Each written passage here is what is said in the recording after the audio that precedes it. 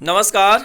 इस वीडियो में हम समझेंगे कि राजस्थान शिक्षा विभाग की ओर से उप प्रधानाचार्य पद की जो स्वीकृति दी गई है और उसके कार्य कौन से होंगे, उसकी आज स्पष्टीकरण शिक्षा विभाग राजस्थान सरकार की ओर से दिया गया है। ये संबंधित आदेश है 22 जुलाई 2022 का और निदेशक माध्यमिक शिक्षा राजस्थान बीकानेर को संबोधित करते हुए, और विषय है नवसृजित उप प्रधानाचार्य पदों के लिए कार्य निर्धारण और पदों की स्वीकृति के संबंध में।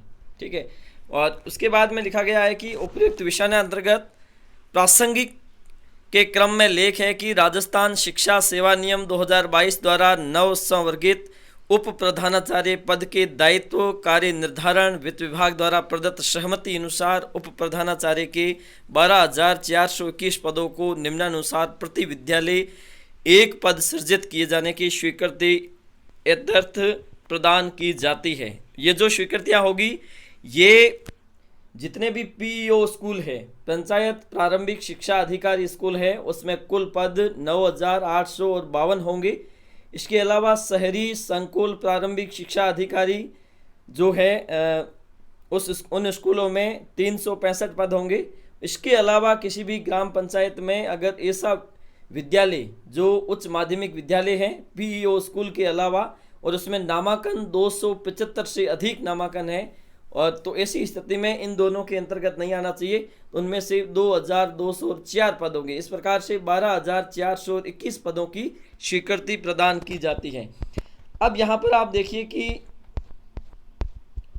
उप प्रधानाचार्य L14 पद के उत्तरदायित्व और कार्य निर्धारण, मतलब विद्यालय में प्रधानाचार्य के अलावा जो उप प्रधानाचार्य पद है उसके कार्य कौन से होंगे। उप प्राचार्य भी इसे कहा जाता है और उप प्रधानाचार्य भी यही पद है। ठीक है।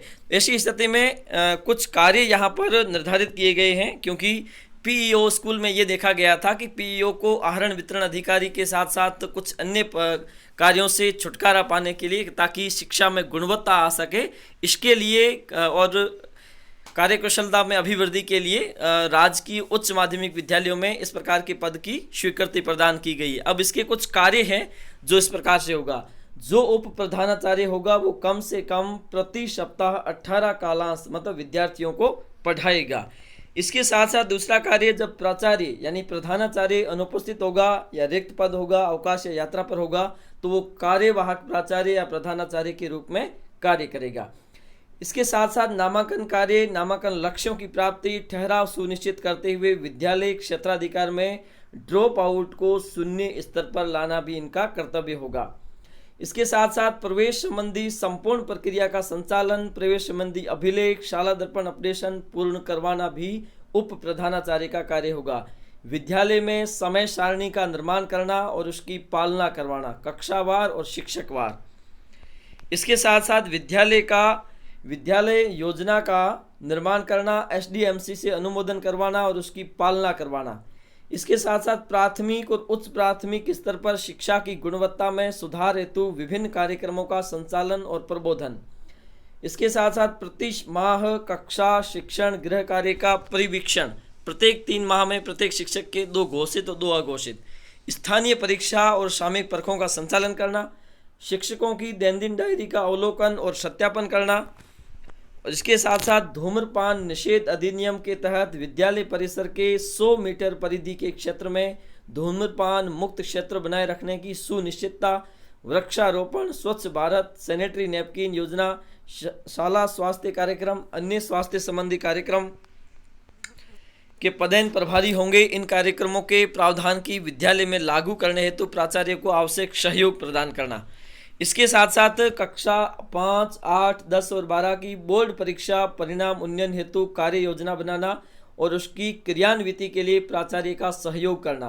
कक्षा 5 और 8 के परीक्षा परिणाम हेतु उत्तरदायी रहेंगे। विभाग द्वारा समय समय पर आयोजित विभिन्न प्रतियोगिताओं हेतु पूर्व तैयारी और उनके क्रियान्वयन का कार्य करना भी इनका कर्तव्य होगा। इसके साथ साथ विभिन्न अकादमिक प्रतियोगिताओं जैसे विज्ञान मेला, कला उत्सव, बोर्ड सृजनात्मक प्रतियोगिताएं, प्रतिभा खोज परीक्षाएं, एनएमएमएस स्कॉलरशिप परीक्षा, इंस्पायर अवार्ड, वार्षिक उत्सव, बाल सभा, विभाग द्वारा समय समय पर आयोजित निर्देशित विभिन्न गतिविधियों क्रियाकलापों इत्यादि में विद्यालय के विद्यार्थियों की भागीदारी सुनिश्चित करना। इसके साथ साथ मिड डे मील एमडीएम के तहत पोषाहार वितरण संबंधी गतिविधियों का संचालन और पदायन प्रभारी होगा, एमडीएम प्रभारी होगा। इसके साथ साथ विभाग द्वारा ऑनलाइन पोर्टल जैसे शाला दर्पण अपडेशन, ऑनलाइन उपस्थिति, छात्रवृत्ति पोर्टल, अन्य समस्त ऑनलाइन कार्य हेतु प्रभारी होगा। जो विद्यालय 2 पारी में संचालित है उन विद्यालयों में उप प्रधानाचार्य द्वितीय पारी के पदायन प्रभारी होंगे। इसके साथ साथ विद्यालय के कार्मिकों और शिक्षकों को आकस्मिक अवकाश स्वीकृत कर सकेंगे। एसडीएमए में सदस्य के रूप में कार्य करते हुए बैठकों के आयोजन, उनमें पारित निर्णयों की पालना और रिकॉर्ड संधारण करना।